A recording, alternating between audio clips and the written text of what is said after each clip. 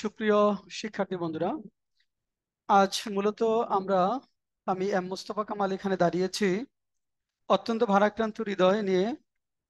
বিশেষ করে প্রায় 1 মাস হতে চললো আমরা প্রায় ক্লাসগুলো বন্ধ রেখেছি কোটা আন্দোলনকে কেন্দ্র করে, যে পরবর্তীতে রক্তপাত এবং এই কোটা আন্দোলন মেধা অধিকার বা অধিকার প্রতিষ্ঠার আন্দোলনে আমাদের যে শত শত ছাত্র আহ, জনতা শাহাদাত বরণ করেছে, তাদের প্রতি বিনম্র শ্রদ্ধা জানাতেই মূলত আজকের এই ভিডিওতে আসা।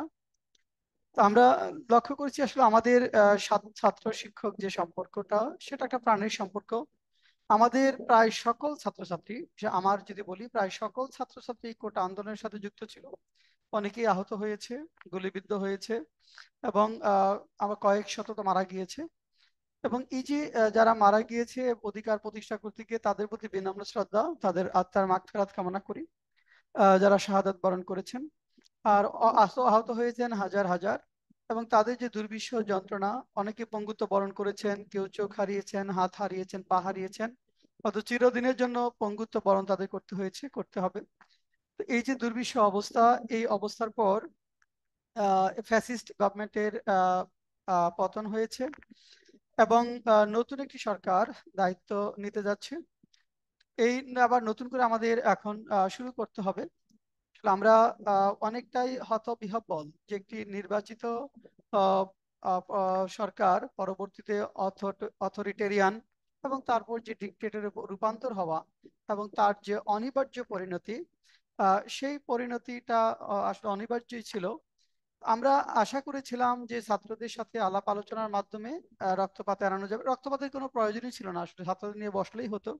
কিন্তু তাদেরকে রাজাকার বলে আখ্যায়িত করা, পরবর্তীতে হাইকোর্ট সুপ্রিম কোর্ট দেখানো ইত্যাদি বিষয় নিয়ে যখন কালক্ষেপণ করা হচ্ছিল, ছাত্ররাও সংক্ষুব্ধ হচ্ছিল এবং আস্থাহীনতার জায়গা থেকে মূলত ছাত্ররা ব্যাপক পরিসরে মাঠে নেমেছে। যত অত্যাচার নির্যাতন হয়েছে তার আরো শক্তি নিয়ে আসলে মাঠে তারা নেমেছে এবং তারা আন্দোলনের মাধ্যমে অধিকার প্রতিষ্ঠা করেছে। যদিও এই অধিকার প্রতিষ্ঠার আন্দোলনটা হয়েছে অনেক বেশি রক্তপাতের মধ্যে দিয়ে, অনেক বেশি প্রাণহানির মধ্যে দিয়ে এটা করতে হয়েছে। এবং এরই ফলস্বরূপ যেটা হলো, ছাত্র জনতা, শিক্ষক, সবার যে অক্লান্ত পরিশ্রমের মাধ্যমে একটি জুলুমবাজ সরকারের হাত থেকে আমরা রক্ষা পেয়েছি। এই জন্য মহান রবের কাছে শুকরিয়া আদায় করি এবং আমাদের যারা আহত হয়েছে তাদের দ্রুত সুস্থতা কামনা করি। এবং যারা বিভিন্নভাবে ক্ষতিগ্রস্ত হয়েছে, তারা যেন এই ক্ষতিটা অর্থাৎ ধৈর্যের সাথে এবং আহ, ধৈর্যের সাথে তারা এটা কাটিয়ে উঠতে পারে, সে প্রার্থনা করি মহান স্রষ্টার কাছে।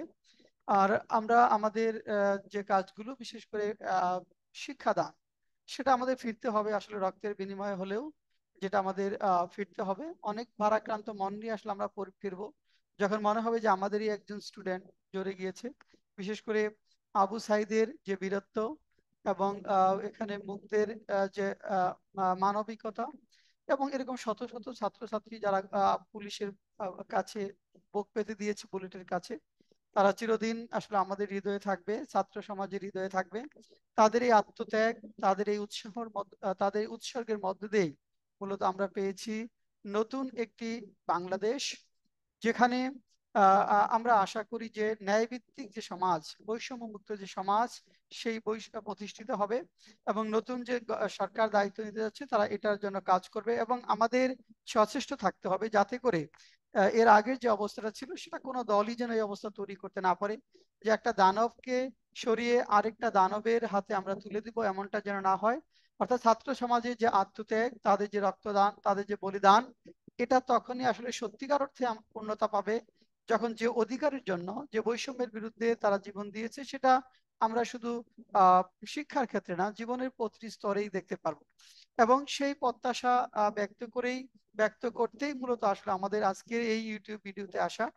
আমরা আসলে কথা বলতে পারছি না, কি কথা হারিয়ে ফেলেছি, ভীত বিহ্বল, আমরা হতভম্ব হয়ে গিয়েছিলাম সত্যিকার অর্থে, যে একটি শান্তিপূর্ণ আন্দোলনে কিভাবে বল প্রয়োগ করা হলো, কিভাবে আক্রমণ করা হলো, কি নির্যাতন করা হলো, বীভৎস যে চিত্রটা আমরা খুব কাছ থেকে লক্ষ্য করেছি। আমার কিছু ছাত্রছাত্রী যখন আক্রান্ত হয়ে দৌড়িয়ে ক্লাসরুমে চলে এসে বলেছে, স্যার আমাদেরকে আক্রমণ করেছে ওরা, যে যা পারছে আক্রমণ করছে, সত্যিকার অর্থে সেই দৃশ্যটা আমি এখনো ভুলতে পারি না। আমি একজন ছাত্রকে আগের দিন একটা ক্লাসে ফার্স্ট প্রাইজ দিয়েছি, শহীদুল্লাহ হল ঢাকা বিশ্ববিদ্যালয়ে। পরের দিনই সে আক্রান্ত হয়ে এসে হাঁপাতে হাঁপাতে এসে ক্লাসে যখন বলছে, স্যার আমরা আমাদেরকে অনেককে পিটিয়েছে, ব্যাপকভাবে পিটিয়েছে, সে কথা বলতে পারছিল না, তাকে আমি ক্লাসে বসিয়েছি সত্যিকার অর্থে।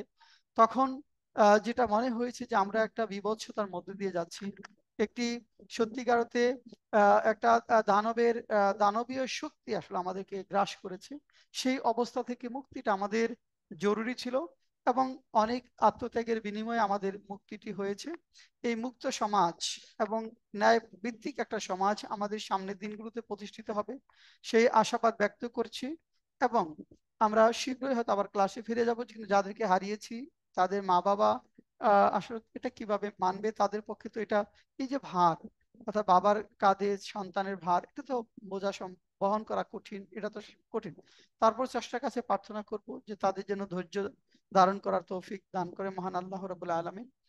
আর আমরা যারা আছি এখন, বিশেষ করে ছাত্র সমাজ যেভাবে আমাদের দেশ গঠনে নিজেদেরকে নিবেদিত করেছে, সেটা অনেক অনেক প্রশংসার যোগ্য। তাদেরকে আমরা লাল সালাম জানাই, বিশেষ করে যারা এই কাজটি করছে। আর যারা শাহাদাত বরণ করেছে তাদের আত্মার মাগফিরাত কামনা করছে, এবং অসুস্থ যারা বুলেট হিট রয়েছে, অঙ্গ হারিয়েছে, আসলে তাদের জন্য করার কি আছে, কি বা আছে? আমাদের প্রার্থনা করা ছাড়া আর কিছুই করবার নেই ওই দিক থেকে। সত্যিকার অর্থে হ্যাঁ, তবে সরকার, নতুন সরকার যারা আসবে তাদের কাছে দাবি জানাবো, যারা নিহত হয়েছে তাদের পরিবারকে যেন যথাযথ ক্ষতিপূরণ প্রদান করা হয়, এবং যারা আহত হয়েছে তাদের চিকিৎসার ব্যয়ভার গ্রহণ করা হয়, এবং যারা পঙ্গুত্ব বরণ করেছে তাদের ভরণ পোষণের ব্যবস্থা যেন রাষ্ট্র করে। কারণ রাষ্ট্রের হঠকারী সিদ্ধান্তের কারণেই, সরকারের হঠকারী সিদ্ধান্তের কারণে আজকে আমরা এই বিভৎস অবস্থার মধ্যে পতিত হয়েছি। তো আবারও সবশেষে ছাত্রছাত্রীদের জন্য আবারও শুভকামনা, আবারও স্বাভাবিক জীবনে ফিরে আসার প্রত্যাশা ব্যক্ত করেই আমি আজকের মতো এখানেই শেষ করছি। আল্লাহ হাফেজ।